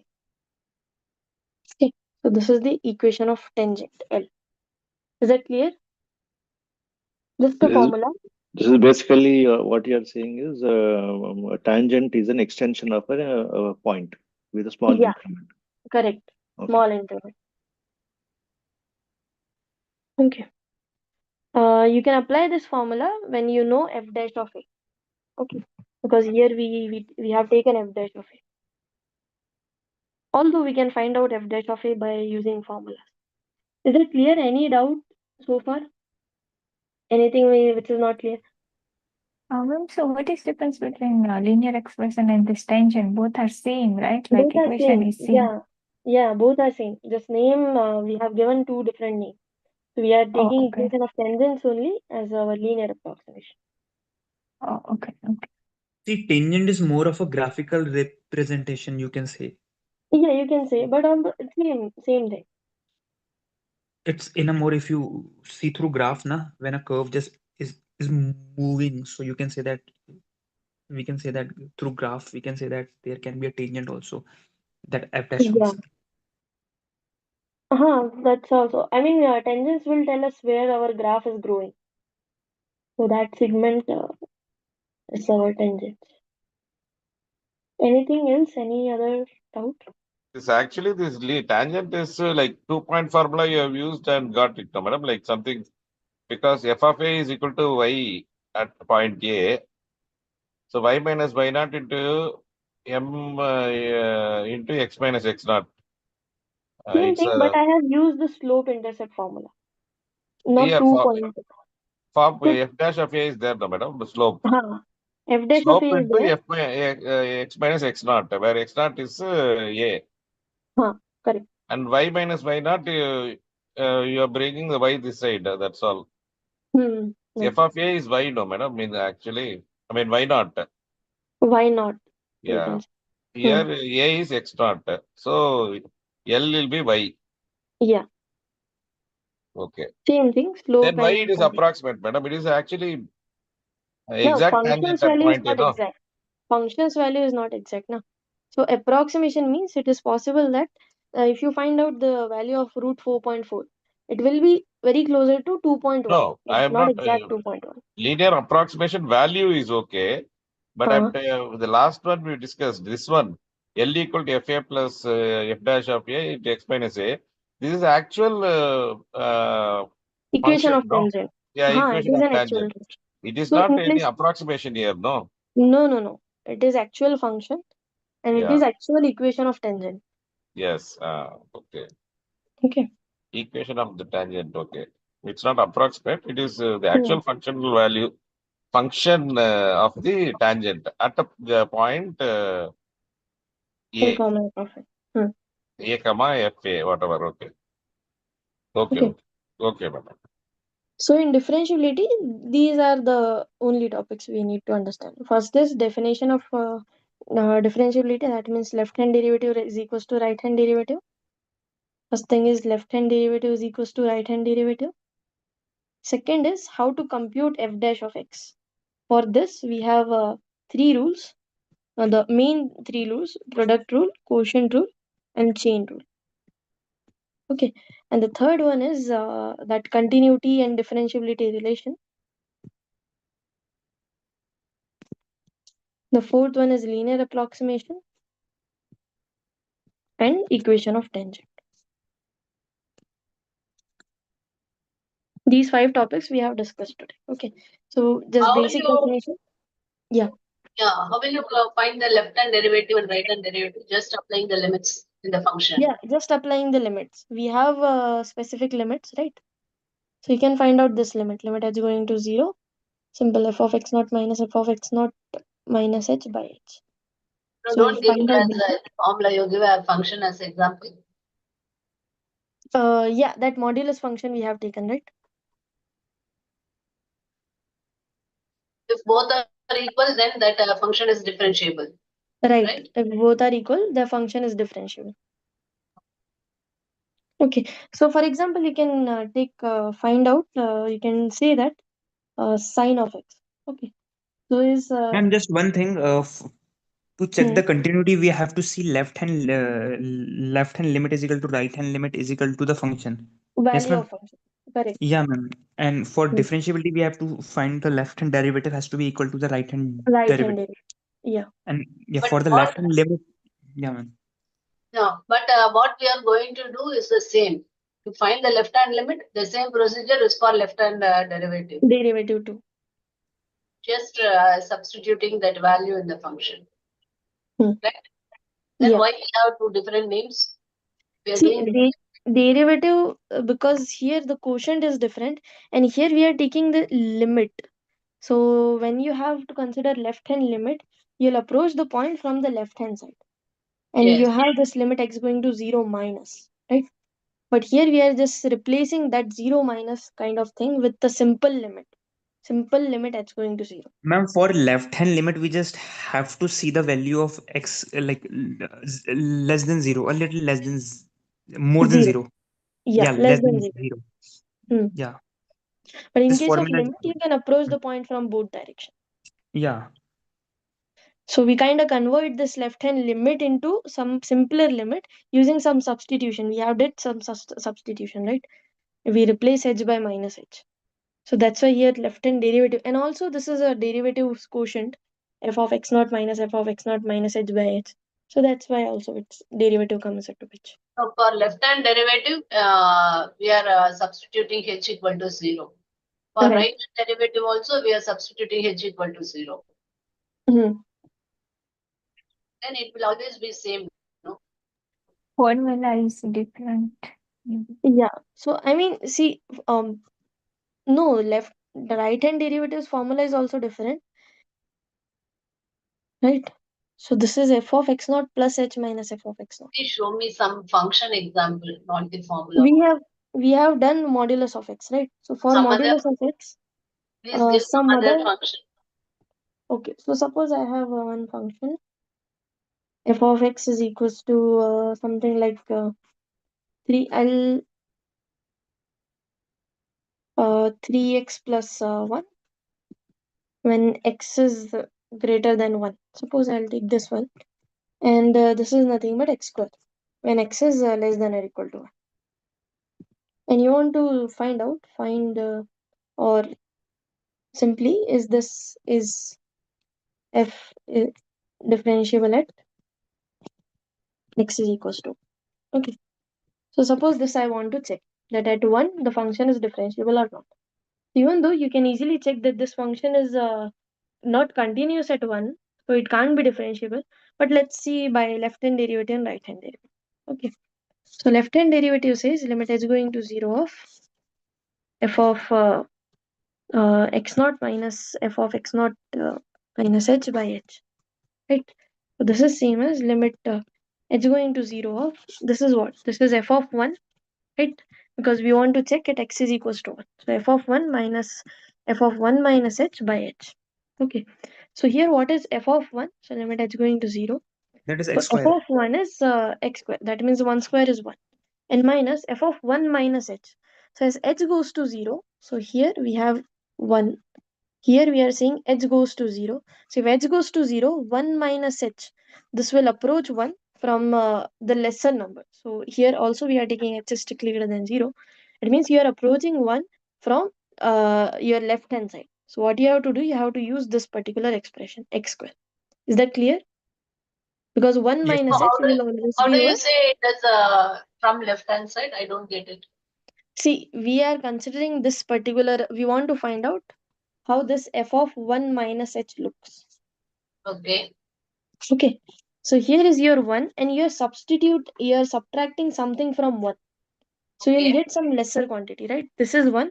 So your h 1 minus h will be somewhere over left hand side. Okay. And this h is going to 0, so that means you are approaching your 1. Right?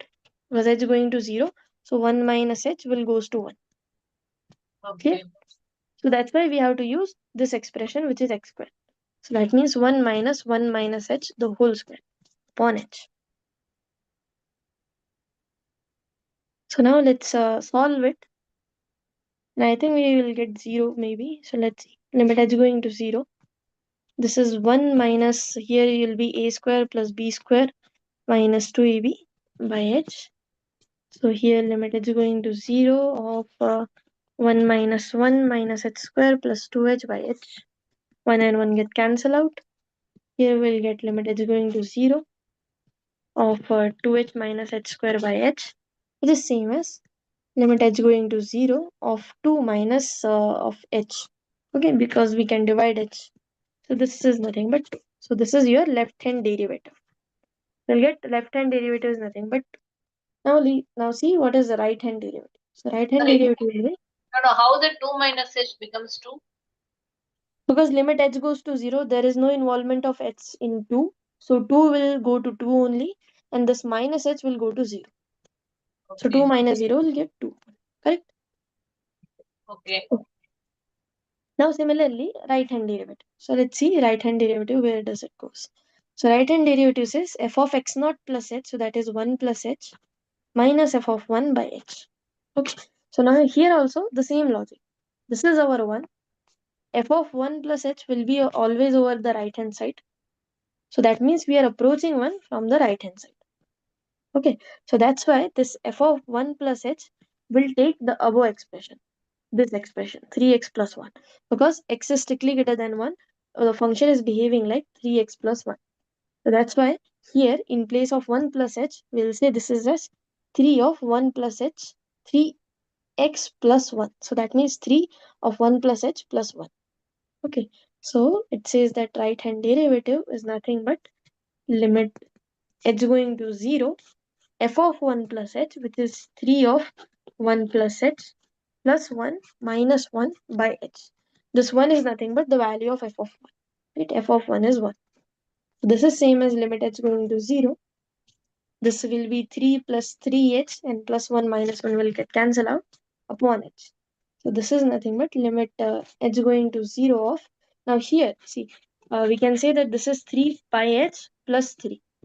Correct? Because you can just take h as the denominator of both terms, and h and l will get cancelled out. So we'll get 3 by h plus h.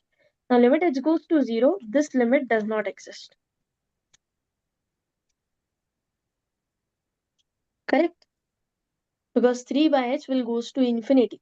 So infinity means it does not exist. So here what we are getting that right hand derivative does not exist, which means that it is not differentiable. Because it does not exist, so how can we say left hand derivative is equals to right hand derivative? Okay, is that clear now? So here So left hand we cannot derivative. substitute the h value. We should keep the h as it is and solve the equation. Correct, Madam, correct. madam, one doubt here, madam. Can you Hmm. go to the function, madam? Yeah. Function definition, yeah, here.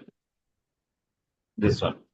See, 3 plus x plus 1 greater than 1, x is greater than 1. You are saying it is not, limit does not exist. Differentiable. Correct, no, madam?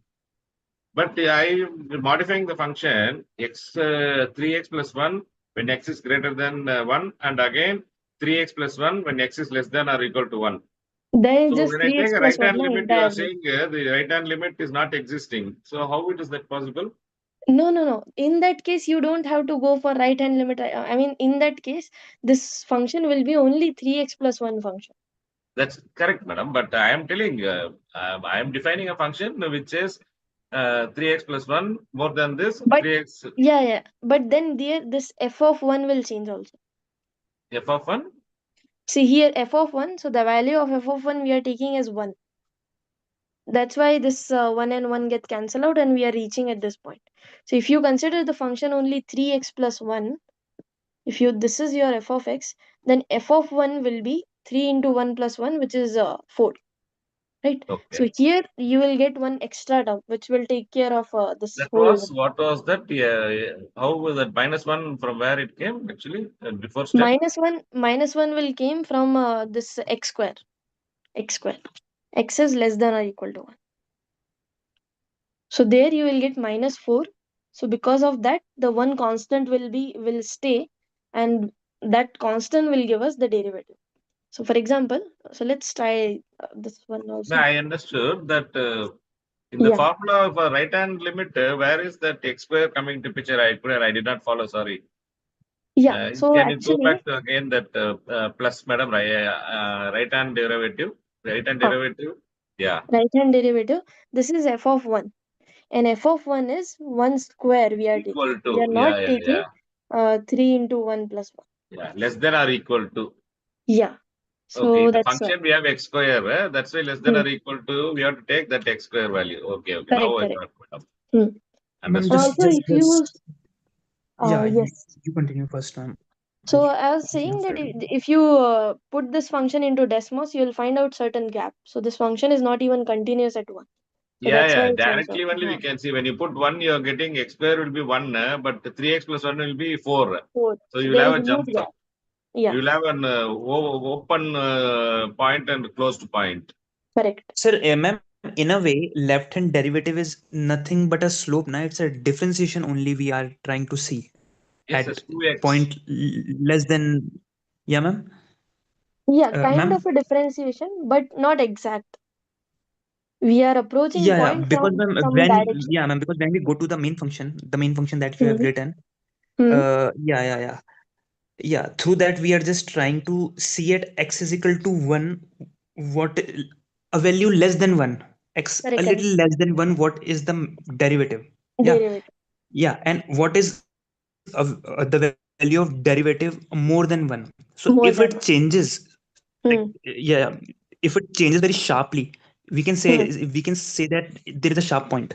In a way, we Yeah. can say that it's not like it's like that when just at two particular point which are very very near to each other, and their slope Hmm. differs, that means their rate of change differ, so we can say that Yeah, there is rate a of very change is different. sharp point, so graphically we can Yes. say that. Yeah, that's also correct. And also there is one short trick. So what happens sometimes when a function is whatever you say, that's correct. So whatever function, suppose a function f of x is given by some g of x when x is some greater than or equal to some point a, and some h of x when x is less than some point a. What you will do for finding left-hand derivative, you will just find out h dash of x, right, for left-hand Yeah. derivative, and you can take right-hand derivative for this one. And if there is huge gap in between these two derivatives, you can say that okay, this implies that function is not differentiable at that point. And this Ma'am, is also Can't can't you we happening huge just here gap? too. You can say if it is not equal to. Yeah, if it is not equal to. So here also, if but you the compute the derivative, it will become 2. And here, if you compute the derivative, it will become, 3 and 2. 2x. 2x But and ma'am, derivative will be 2x. 2x at 1 At means a 6. 1, 2x at a 1 will be 2. Yeah. so ma'am, Yeah, just So, when ma'am just it's just I just wanted to say, please correct me if I'm wrong, so we are just finding the derivative which is just less than 1, a little more than 1. That's all Yeah, we are doing. something like that. And so here we don't know the formula of differentiation. That's why we are in a way we are proving it. But when we know the differentiation, we can just solve through differentiation. We But can there just is one issue. If the function is 2x plus 1, then you will have both 2 equal to 2. That will be a wrong again. Yeah. So, for example, you can guess not differentiability using this one. But if you are getting the same values, don't conclude that, okay, then since the values are same, the function might be differentiable. That's the concern here. why, ma'am? If both of the differentiation is right, then we can say So that, no? here also, if you take 2, then Okay. also this function is not at 1. But derivative will become 2 only. If you find out the derivative using the same manner, same guessing, if you apply here, see, at x is equals to 1, the limit of this function is 3, and at x is equals to 1, the limit of this function is 1. So there is a huge jump discontinuity between these two quantities. So that's why it's not continuous, so that's why not differentiable. But if you apply our now whatever we have discussed, so the derivative from the right hand derivative also you'll get 2, and from here also the left hand derivative you'll get 2. So 2 and 2 is there, but since 2 and 2 is there, but therefore also this function is not differentiable because not continuous. So Ma'am, but what I'm why? saying, you can use that thing for contradiction. That means since there is huge gap, it is not possible to become differentiable at that point. Okay, but if they are same, you have to check again. Okay, if we directly do the differentiation of both LHL and RHS, they can be same. So we have to find through Yeah, limits only. You are saying that. yeah, yes. Ma'am, but why so, ma'am? Why so? Why Because it see, is that? both has same rate of change. So that means this function also decreasing in the same manner, and this function also increasing in the same. So slope derivative means rate of change. So both functions have the same rate of change, but it doesn't Okay, imply that those maybe function are maybe it is differentiable. because just when we make a change, even 0.0001%, it Hmm. differs. Yeah, Yeah, it differs. maybe because of that. Just 0.0001%, the differentiation it differs. It's because of that, I No, guess. no, no. The main idea we differentiate f of a should be equal to, I mean, value at Yeah. f of should be equal, no, madam. Then only it is continuous. No, f of a, what is the continuous in terms of f of a? What we used to With call, madam? left hand limit and right hand limit and f of a should be equal. Yeah. Ma'am, Means what I was asking you, you said you can use that thing in terms of contradiction where we can see there is a large gap. But hmm. if we do a differentiation, if it is equal, why can't we say that Because it's a see what is differentiation? happening, both functions are changing with same rate. For example, here this is function, and suppose this type of function. So both equations, if you find out the line equation of line, so here both lines are parallel, so both will have the same equation, right? But they are changing in the same rate. So it is possible to get the same derivative, same derivative of this function as well as this function. But because of the jump, it is not continuous and hence it is not differentiable. So it is possible to get a same rate of change, but the function is not Okay. differentiable. Okay. When you have Okay. a different rate of change, then it is possible that one function is growing some other rate, and another function is growing with some other rate. So in this Okay. case, Okay. whereas there is a different jump, as well as there is very rapid change in slope. So that's why it is not differential. So whenever you will get same slope, you have to go by the definition and check it once again. Okay. Okay. Okay. Okay. Yeah, means suppose if a question asks us to find if it's differentiable or not, then we can just do this, right? We no need to check continuity, like No, if no, we no, go with this formula. no, no, no. You just have to go for left hand derivative and right hand derivative. Oh, okay, makes sense. Yeah, thank you. Okay. Ma'am, in the RH right hand derivative, if you go to the right hand derivative, I think you answered, but I sort of didn't understand that part. Correct? Yeah. See, you're talking about the function No, f of x is equals to no, 3x no, plus 1. Hmm. yeah, ma'am. In the right hand derivative, you've taken, instead of taking 3x plus 1, you've taken x square. That is why, because Because normal, we in the right hand derivative, we are taking f of 1, and I am right. defining function f of x as x square when x is less than or equal to 1. So that means the value of function f of 1 is given by 1 square. No, that value, how you arrived, I understand, but why you're taking x square on the right hand derivative? Because you're approaching from the right. So when you're approaching from the right, your x is always 1. So you should be taking 3x plus 1 rather than x square. So that is where I'm confused. Yeah, but when we have to minus it, we have to minus it for the f1 also, na? F1 In only, that- na? F1 is there, right? So this F1 we have to minus it. So F1 is not Okay. changing. Okay. F1 plus h, you have to consider different expression. For 1 minus h, you have to consider different expression. Okay. So if for f1 you are taking x square. F1 I'm taking x square. Because x less than or equal to 1, 1. we have to take that x square. So Okay. equal Okay. to 1 means x square function you have to take. Okay. Okay. Right. So ma'am, here it was 3 plus 3h minus 1. 3 plus 3h minus plus 1 minus 1. Because we have 3x plus 1. So in place of x, we are substituting 1 plus h. Right? Okay. Sorry, ma'am. Yeah. So yes, that's all now. Any other doubt? You said for Madam, 5 again, since minutes. you told that, 3x plus 2, if it was there, what would have been the answer, madam? It will get 1, no? Maybe Oh, you anyhow, just you will not substitute. get that h 3 by h will not. The limit does not exist.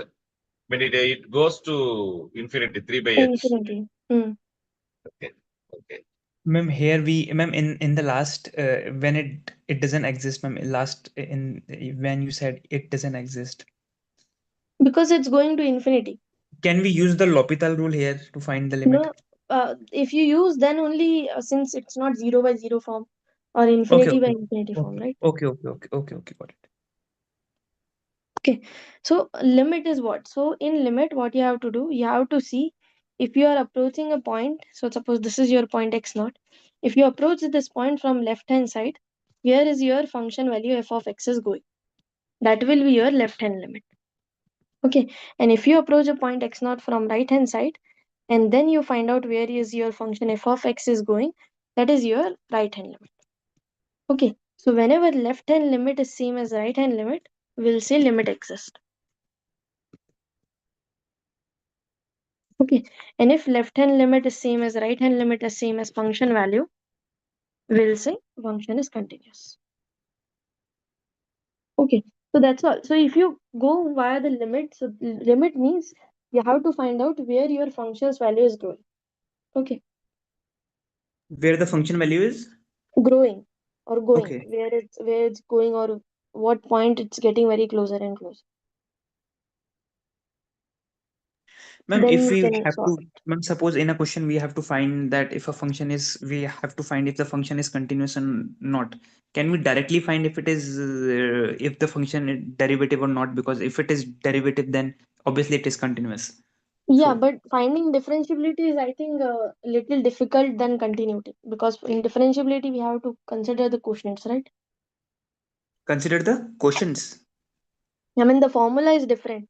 Yeah, Here you ma'am. just But have to find left hand limit and right hand limit. yeah, ma'am. Suppose, but if we have to find the continuity, can we just find the derivative left hand derivative is equal to right hand derivative? Because if it is, if the derivative exists, Differentiable, then yeah, correct. If it is differentiable, it will obviously continuous. yeah, ma'am. Okay.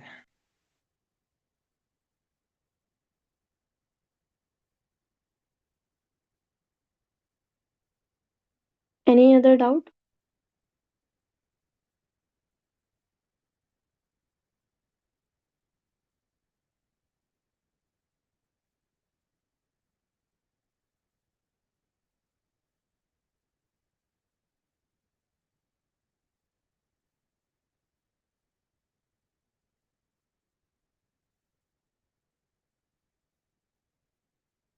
Okay, so yes, that's all from my side. So we'll discuss Ma'am, whatever there is one things. doubt.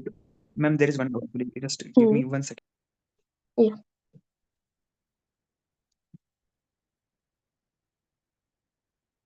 Ma'am, actually, in the TA session, the teacher told us that through that formula, derivative, when we are finding the left hand derivative and right hand derivative, So there was one, yeah, we don't have to use two formulas. We can just go by the one formula, that is fx plus h minus fx upon h. Yeah, Yeah, so this limit h going to 0, fx plus h minus f of x by h. Right? yeah. This is the Through that original limit. formula. Yeah. So we just have to put for left hand limit, we have to put that, and for the right hand limit also we can put that if it is equals only through that formula. Yeah, ma'am. So this formula's left hand limit is left hand derivative, and this formula's right hand limit is right hand derivative.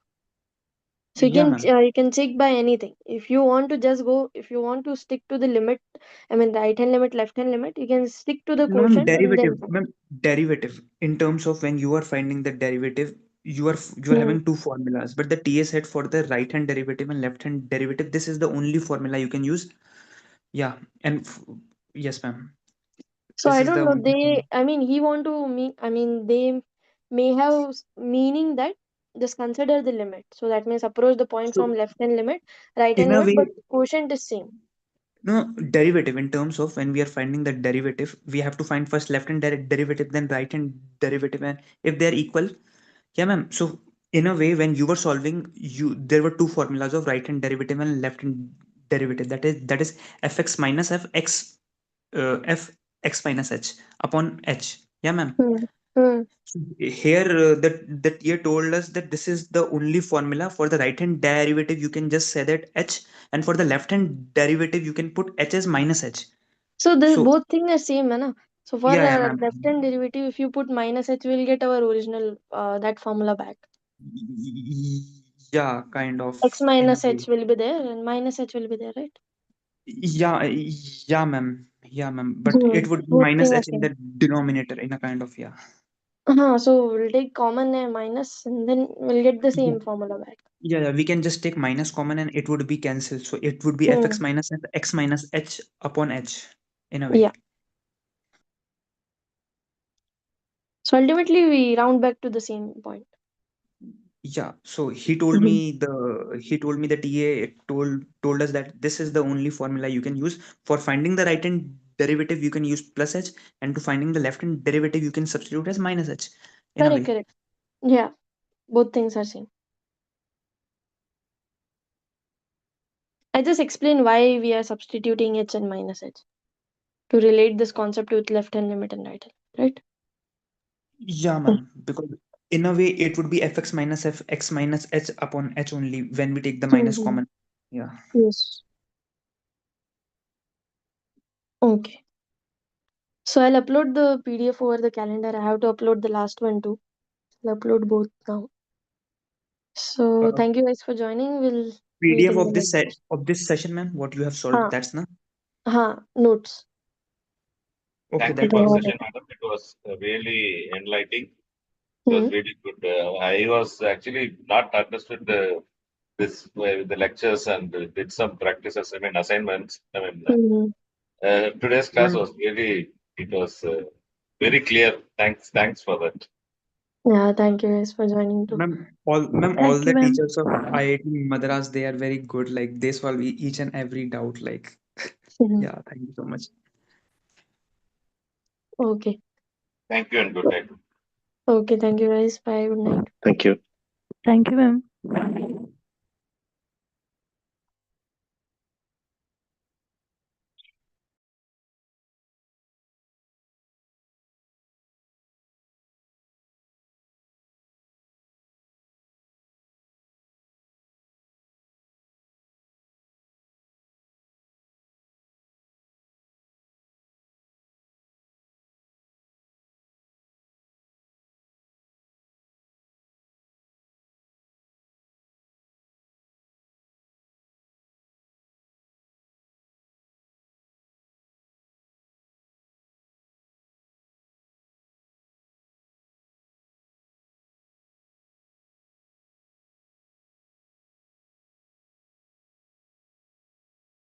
Ma'am, you there? Ma'am?